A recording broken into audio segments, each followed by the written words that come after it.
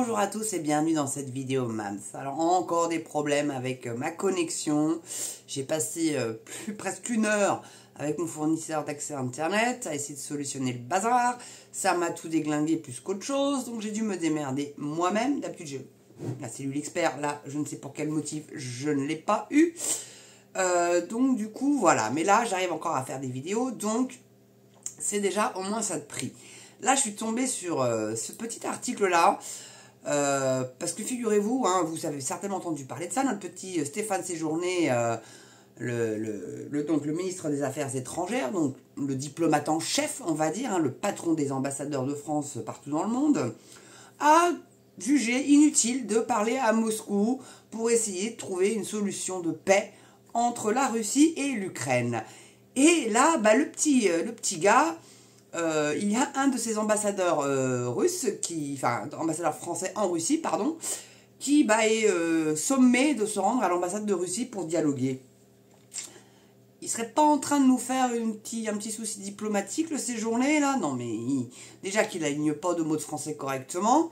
Là, faut quand même pas... Là, non, mais là, dans la médiocrité, on a atteint un sommet, mes amis.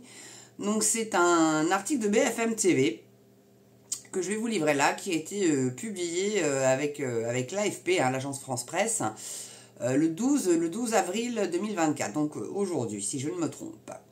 Donc, la Russie convoque l'ambassadeur français après les propos inacceptables de Stéphane Séjourné. La Russie donc convoque l'ambassadeur ce vendredi 12 avril, après les propos donc inacceptables de Stéphane Séjourné. Il se répète, ils sont chiants. Qui avait estimé lundi n'avoir plus intérêt de discuter avec Moscou. Bon non, bon ça sert à rien. Alors que Poutine avait proposé un cessez-le-feu, hein, mais non. Donc la Russie a convoqué vendredi donc l'ambassadeur français à Moscou, Pierre Lévy, après les propos jugés inacceptables du chef de la diplomatie française, Stéphane Séjourné, qui avait estimé lundi 8 avril que Paris n'a plus intérêt de discuter avec Moscou. Ce n'est pas aujourd'hui que notre intérêt de discuter avec des responsables russes, puisque les communiqués qui sortent, les comptes rendus qui en sont faits sont mensongers, pardon. Il a enquêté, il a fait quoi? Il a mis les services spéciaux de renseignement sur le dossier pour pondre un truc pareil. Donc c'est ce qu'il avait déclaré quelques jours après un entretien téléphonique entre les ministres russes et français de la Défense qui s'étaient soldés par des récits divergents. Macron avait dénoncé des commentaires menaçants. Vendredi, le ministre russe des Affaires étrangères a ainsi convoqué en réponse l'ambassadeur de France à Moscou. Pierre Lévy a été informé du caractère inacceptable de telles déclarations qui n'ont rien à voir avec la réalité, a commenté la diplomatie russe dans un communiqué. Nous considérons ces déclarations du ministre français des Affaires étrangères comme une action consciente et délibérée de la partie française visant à saper la possibilité même de tout dialogue entre les deux pays, a-t-elle poursuivi. Après une conversation le 3 avril entre les ministres de la Défense Sébastien Lecornu et Sergueï Shoïgu, qui avait pour but de transmettre des informations utiles aux Russes sur l'attentat du Crocus City Hall près de Moscou en mars, le président français Emmanuel Macron avait dénoncé des commentaires baroques et menaçants des Russes. Ah, il n'est pas en reste pour sortir des conneries celui-là. Hein. Dans son compte rendu de cet entretien, dont Paris avait pris l'initiative, la Russie avait dit espérer que les services secrets français n'avaient pas été impliqués dans cet attentat qui a fait 144 morts le 22 mars. Des supputations démenties par la France. Oui, évidemment. Évidemment. Mais moi, je ne serais pas étonné d'apprendre qu'il y a eu des mercenaires. Je serais vraiment pas plus étonné que ça. Il en est capable, le Macron, en petite loose dé, là. Donc les relations entre Paris et Moscou se sont dégradées depuis le début de l'année sur fond de conflit en Ukraine. La Russie a notamment revendiqué en janvier avoir tué 60 mercenaires français à Kharkiv, dans le nord de l'Ukraine, tandis que la France a dénoncé une manœuvre coordonnée de désinformation émanant des Russes. Et l'autre, il veut plus aller leur parler. Bah si, justement, il sait, plus que jamais, il faut leur parler à ces gens-là. Donc la diplomatie russe a par ailleurs annoncé avoir convoqué vendredi l'ambassadrice slovène Darja Bavdaz Kuret pour lui notifier l'expulsion d'un diplomate slovène par mesure de réciprocité, à la suite d'une décision similaire de Ljubljana. Oh la vache, c'est des machins slaves, je suis désolé. Ljubljana, je pense que ça se prononce comme ça, en mars à l'encontre d'un représentant russe. Jeudi, le ministre russe des Affaires étrangères avait annoncé avoir fait de même avec l'ambassadeur autrichien Werner Almhofer après l'expulsion de 2 diplomates russes d'Autriche. Moscou avait précisé avoir expulsé un diplomate autrichien en réponse. Voilà. Donc tous les diplomates se font foutre dehors. C'est génial. Donc ça va s'embourber. On est quand même tous bien d'accord que l'Ukraine ne fait pas le poids face à la Russie, quand on sait que même Napoléon s'y est cassé les dents, Hitler s'y est cassé les dents, en même temps Hitler c'était pas le plus fin stratège militaire que l'Allemagne ait connu, mais, la Russie c'est pas n'importe quel pays.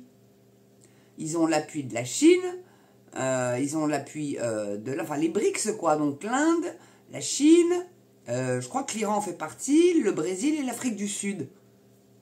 Donc. Et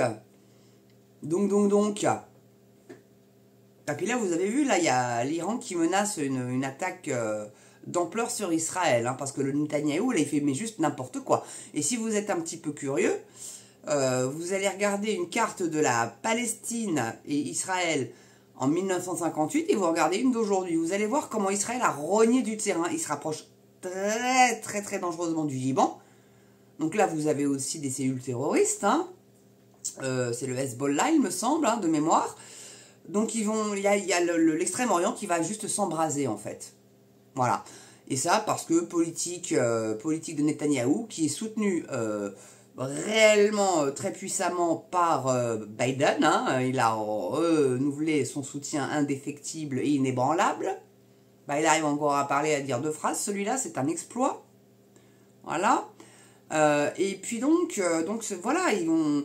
Peut-être que Biden a envie de se taper l'Iran, comme Bush avait envie de se prendre l'Irak, donc il a inventé les armes de destruction massive,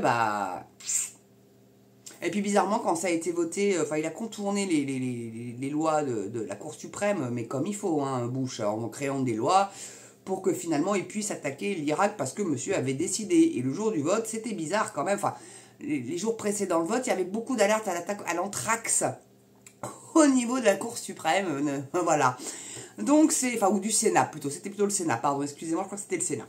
Donc bon, ils sont pas pointés pour aller voter, alerte à l'anthrax, hein. Donc par contre, ceux qui voulaient voter pour cette loi-là, vous vous doutez bien que, comme ils savaient que c'était du fake, ils y sont allés voter et c'est passé. Et c'est comme ça que Bush a pu attaquer l'Irak. Obama, on a fait de même pour l'Afghanistan, il y a eu des magouilles aussi par là, pas très net. Et puis le mec est prix Nobel de la paix, il n'y a jamais eu autant de guerre que sous Obama, hein. Bon. Voilà, et c'est lui qui est derrière le gouvernement Biden aussi, hein, parce que c'est pas Biden avec son cerveau délabré qui dirige les États-Unis, vous vous en doutez bien. Alors, il y a la Kamala Harris qui est vice-présidente, bien sûr, mais elle est pro-Obama, c'est Obama qui tire les ficelles. Voilà, donc on est en train de créer gentiment, doucement mais sûrement, une 3e guerre mondiale. Et là, ce qui se passe en France aussi, c'est absolument une véritable catastrophe. On est en train de nous rogner nos libertés, et on est le cul posé sur notre chaise et on ne dit rien. Il n'y a pas un Français dans la rue. Alors, on peut manifester pacifiquement, mais là, ils sont en train déjà, pour la SNCF, déjà de voir... Bon, c'est l'Italie le fait déjà, remarquez, hein. Pas pendant les vacances de Noël et pas pendant les vacances de Pâques, ou les vacances scolaires. Donc bon, après, c'est vrai que ils manifestent un peu beaucoup, ces gens-là, quand même. Ils sont pas si malheureux que ça, quand même. Ils ont déjà la sécurité de l'emploi. Hein, ils sont fonctionnaires. On fait une petite vidéo là-dessus. Donc, il y en a certains qui pourraient déjà, peut-être, éventuellement être virés, hein, de ces fonctionnaires-là. S'ils vont trop en grève, ma foi, dis, bon, écoute, 1 fois, 2 fois, 3 fois, ça va. Mais là, au-delà, bonjour les dégâts, quoi. Tu dégages, t'es trop... ça va, t'es quand même payé, les cheminots. C'est tout l'ensemble de la SNCF. Hein. Ce n'est pas que les conducteurs de train, c'est tous ceux qui travaillent à la SNCF sont cheminots. Et après, vous avez les aiguilleurs, les conducteurs de train, etc. Mais les conducteurs de train...